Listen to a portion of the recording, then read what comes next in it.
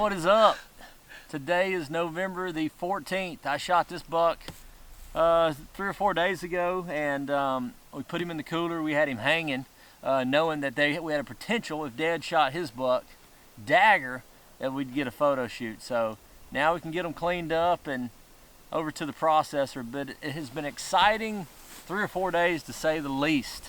I shot my buck Thursday night, heck of a hunt. One of the best rut hunts of my life. Just rattled him in, bucks kind of everywhere. We had a hot doe in the area, never seen her, but they were going crazy. And he was a 9.5-year-old deer, low to mid 70s type buck, is G2, just super wild, crazy deer. And then David one-ups me 2 days ago, or last night, 2 days ago, whenever it was.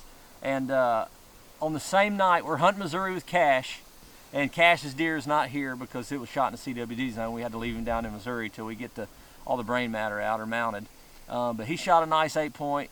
Dave, as we're getting out of the blind to go track Cash's deer, Dave calls and says he got him. And deer he's been hunting for 1st October. 1st October. Almost killed him on October the 5th. Beautiful footage. That was Caden's first night ever, right? And probably one of his best hunts. My dad's hunt ever. They didn't kill him, but it was a fun night. And tell us how this happened. Oh, it was a lot of, that first time that we encountered him was like October the 5th, and it was just one of those nights when all the deer was moving, and he came in, and we had him at 30 yards only for a couple seconds, and then he turned and ran off, and didn't come back into range that night. I never dreamed that I wouldn't see him again till the 12th of October. But I knew he was in there. We've been getting pictures of him. I moved a lot of cameras around. He wasn't hitting scrapes, but he kept going by cameras where the scrapes were at. That kind of gave me an idea that he was in that area looking, because he disappeared on the 4th, didn't show back up on the 11th. So I had about 7 days there. He was locked down with those. Yeah, he was, and I had 7 days right there. I mean, I kept monitoring, and I'd hunt around the edges, but I never really wanted to go in there where he was at, just because I didn't know if he was there or he's gone somewhere else. I really wanted him to show back up before I started hitting him real hard and put pressure on him again.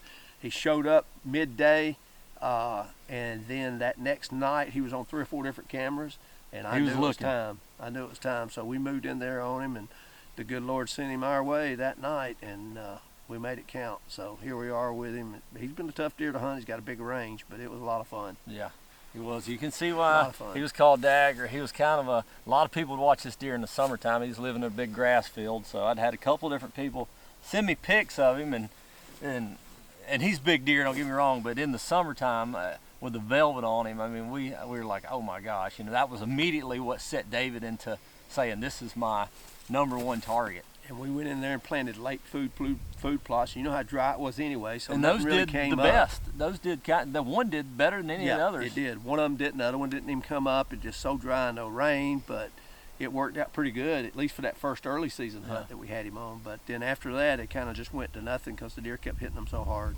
Right.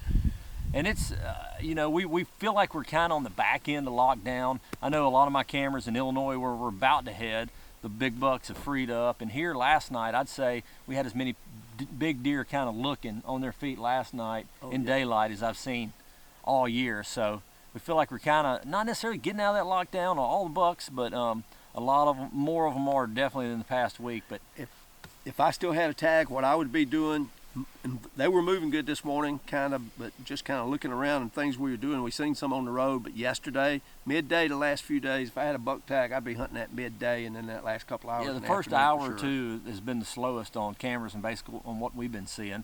But yeah, it's been good. I do think we got another good week or so. This 15th through the 20th. Tomorrow is 15th, my favorite day of the year. Hopefully, I'll be 20 foot high in Illinois with my Matthews.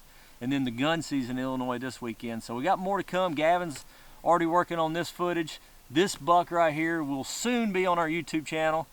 Make sure you guys subscribe. We're gonna have this guy up this week. David's will be right after that. Cash is somewhere in between. So it's been a good week. It's been, I mean, we were talking about this last night at dinner table. Kyle came over, and it's probably the best rut of our lives as far as just activity of seeing deer, seeing good deer, and just what the rut's all about, rattling, calling.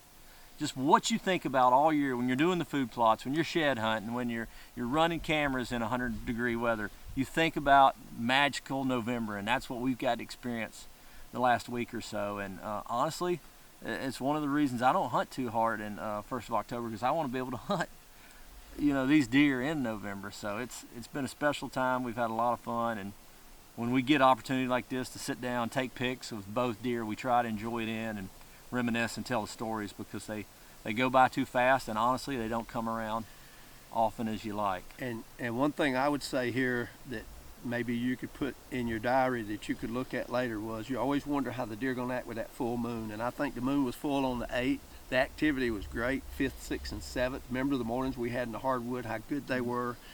Even with the full moon, the deer were moving early. It was just cold. Yeah, that's exactly right, because it was cold. Same way right here at the end, you know, that moon got full, it warmed up just a little bit there, and then it got cold again, and the deer started moving again.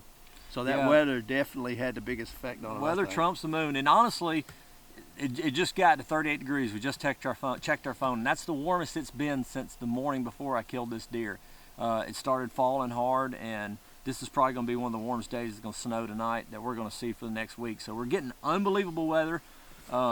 Almost too cold to hunt, you know. Thank God I got to hunt 2 days with Cash in a box blind in Missouri. It would have been tough in a tree stand, and we may or may not have had a heater, but heck of a week, you know. And good Lord blessed us, and we'll show these guys off a little bit for you. This dude's obviously got the big crazy flyer. Don't know how that happened. We'll never know, but massive, David, super massive. He's got this. How many points do he have? 15. A little drop. He did have a little chip on his drop, but these two Alabama points, they right at an inch. We count 13 without those. But we think this deer to be 5 or 6, 5.5 or 6.5. Yeah. And then you think your deer was what, 9.5? I thought he was 8. Neighbor knew him pretty good. He thought he was 9. So nonetheless, these two are gonna look good on the wall. Thank you, Lord, and you guys stay tuned. We'll have some hunts coming for you soon. Good luck out there.